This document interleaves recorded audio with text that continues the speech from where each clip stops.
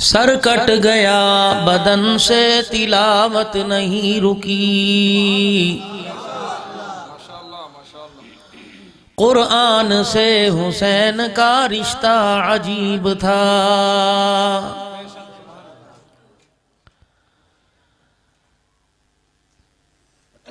हक बात का हर वक्त इजहार करेंगे, मिंबर नहीं होगा तो सरेदार करेंगे।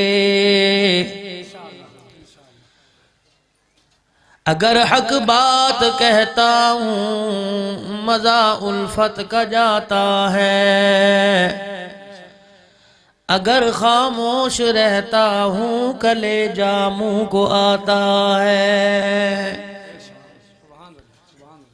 वाजिबुल एहतराम बुजुर्गों, अजीज़ों, दोस्तों, आज का ये प्रोग्राम दो उन्वानात के लिहाज से बहुत मुबारक प्रोग्राम है।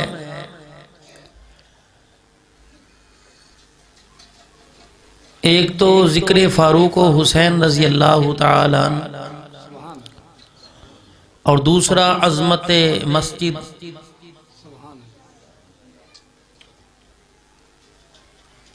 जिन हस्तियों का जिक्र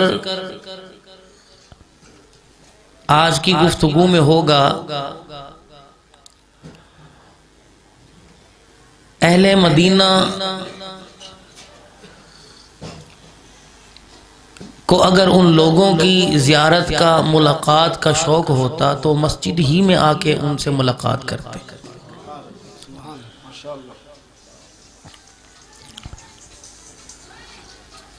और फिर मस्जिद का ताल्लुक कि 24 घंटे यहाँ अल्लाह जल्ल शानहू के कुरान की तिलावत होगी। लोग आएंगे दूर दराज से या अहले इलाका वाले, यहाँ आकर अल्लाह उसके हबीब को याद करेंगे। तामीरात में हिस्सा लेने वाले देने के बाद भूल जाएंगे। सजदे क़यामत की सुबह तक होते रहेंगे। कुरान की तिलावत क़यामत तक होती रहेगी। देने वाले के 10, 20, 100, 1000, 50 उसके लिए क़यामत तक सदका जारिया बनेगा।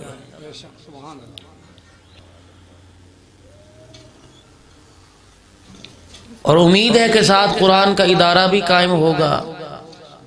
बच्चे सुबह शाम पढ़ने आते हों। अजीब सी एक बात आज जहन में आ गई बड़े अरसे के बाद। हज़रत उबादा बिन सामित रज़ी अल्लाह ताला अन्हु फरमाते हैं, फ़ज़ाइल कुरान में है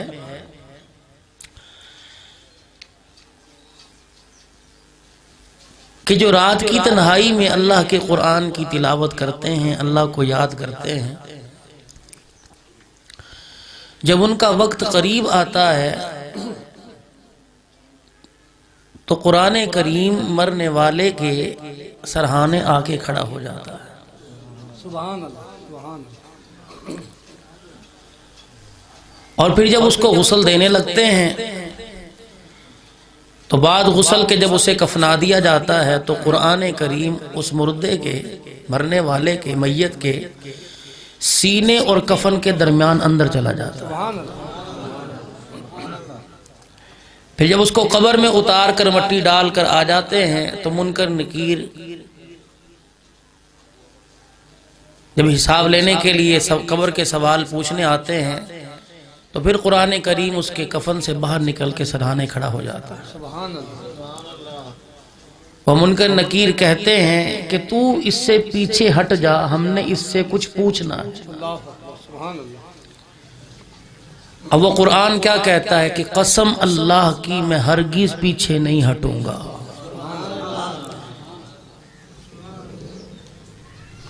यहां तक कि ये अपने सवालों के जवाब ना दे ले। उधर मुनकर नकीर जो है ये सवाल शुरू करने लगते हैं, कुरान अल्लाह की बारगाह में पहुंच जाता है। फिर अल्लाह से मरने वाले की, कब्र वाले की सिफारिश करता है। फिर अल्लाह ताला से 4 चीजें ये मरने वाले के लिए, कब्र वाले के लिए लेके आता है। एक नूरे किंदील, एक यास्मीन फूल, एक ओढ़ने की चादर, एक बिछौना जिसको बिस्तर कहते हैं। ये 4 चीजें लेके आता है। पहले आसमान वाले 1000 फरिश्ते एजाजी तौर पर इन 4 चीजों को अपने हाथों में लेके आते हैं।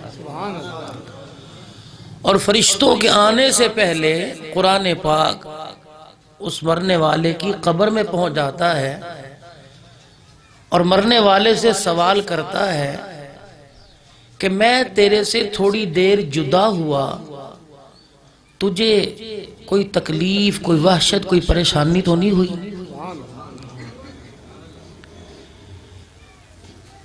उबादा बिन सामित रज़ी अल्लाह फरमाते हैं, फिर ये कुरान करीम अल्लाह इसको एजाज़ है, अल्लाह की किताब है।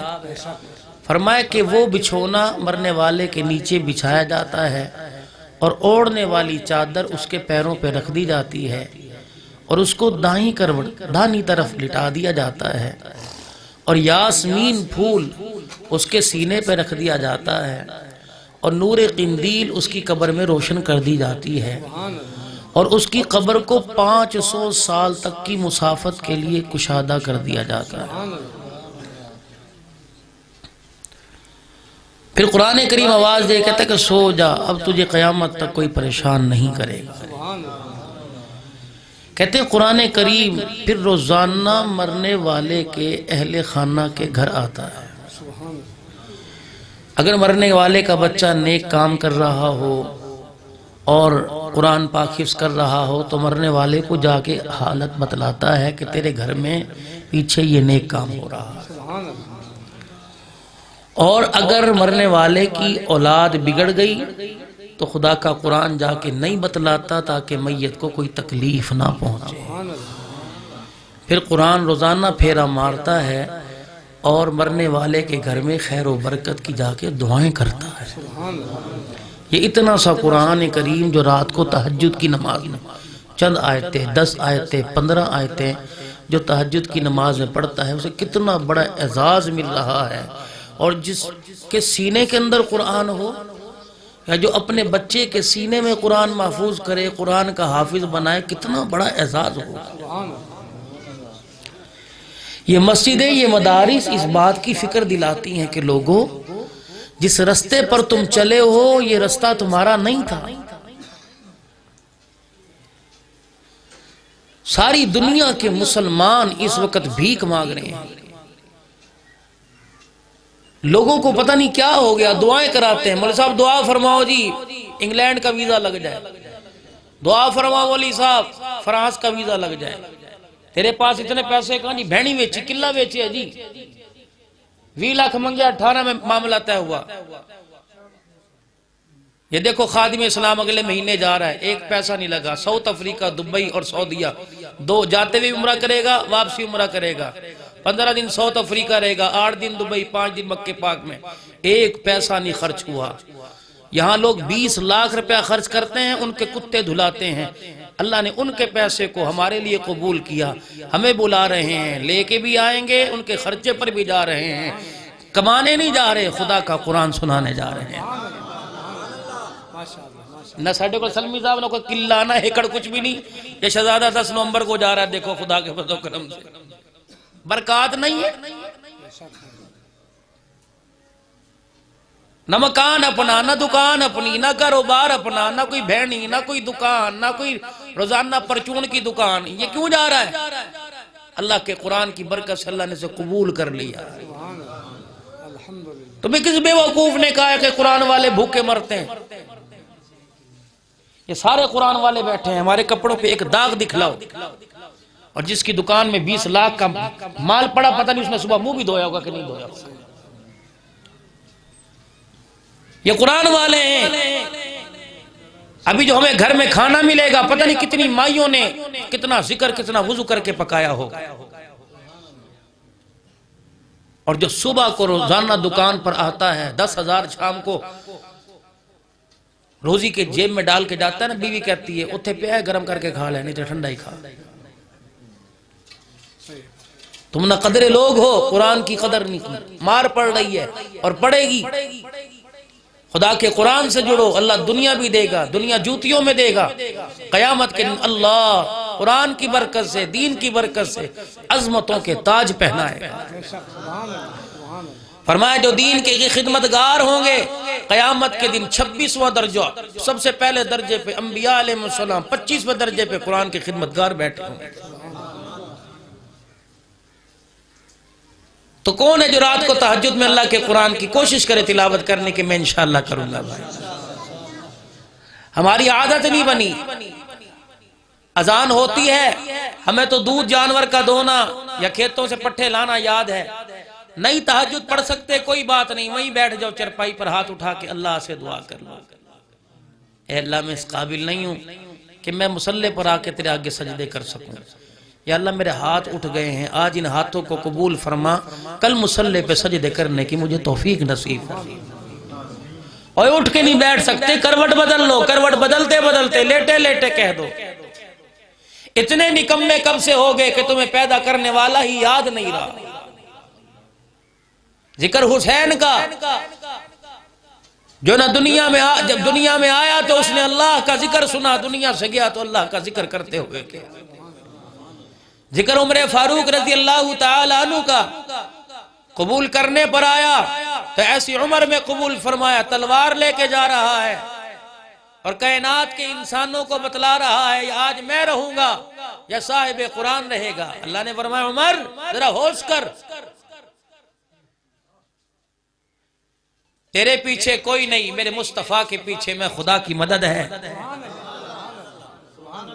तेरे जैसे कितने आए नबूवत का मुकाबला करने वाले, कहां गए? उमर इरादा बदल दे, उमर इरादा बदल दे, तेरे अंदाज़े गुफ्तगू पे मेरे गुस्से को और मेरी गैरत को जलाल आया। मैं तेरे गुस्से को देखूं कि अपने नबी की दुआ को देखूं?